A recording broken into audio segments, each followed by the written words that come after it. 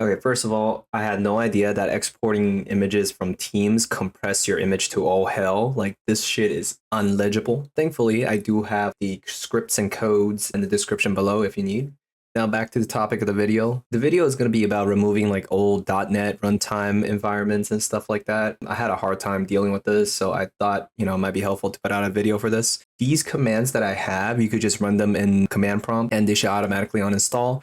There's two parts to the process. On the screen, it's really hard to see, but like first thing you could do is open up command prompt and do .NET list runtimes and .NET list SDKs. That just shows like what type of .NET you have installed on your device. That's a basic command that comes with .NET installations. You don't really need the uninstall tool to run those two commands. The next step would be downloading and installing the uninstall tool, which gives us some additional commands, and the download is located on the GitHub repository. You can find that in the link below too. When you do have the uninstall tool installed, you unlock like additional commands like .NET core uninstall space list, .NET core uninstall remove, .NET core uninstall dry run.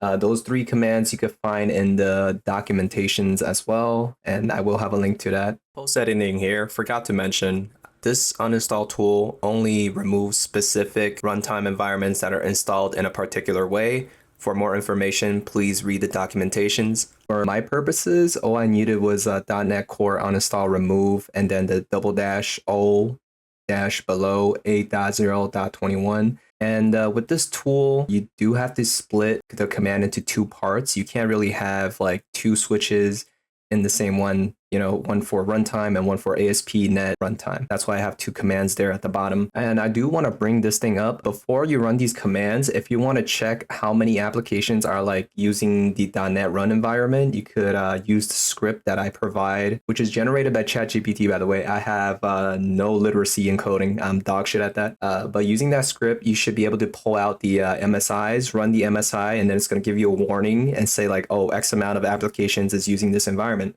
And that could give you a good estimate of how many potential problems you might have. Now for me, I'm taking my chances with that because there's no way I could like scrub through 300 softwares and find which one's using what. You might be using AutoCAD or Revit.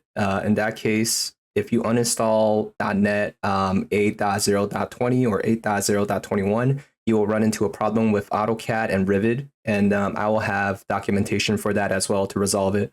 All you really need to do is like reinstall the runtime, which is really quick. It requires a reboot. There's a link to a video that I'm going to include in my description as well. They kind of inspire me to like do some troubleshooting with this vulnerability. They kind of led me down the right road.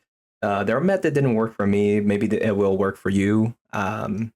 But yeah, the .msis, they don't work for me for whatever reason. Like I tried all the different switches, like quiet, no restart. It keeps on throwing out like errors.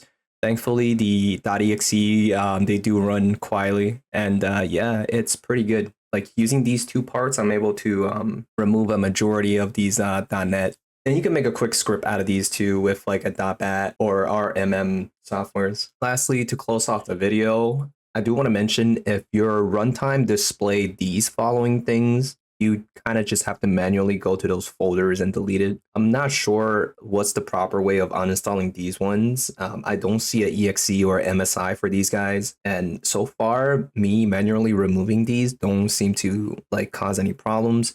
I know for sure it's still going to appear in the registry, but I'm hoping that the vulnerability scans does not pick it up. But yeah, hope you guys find this video helpful. Have a good day, good evening. I'll see you guys soon.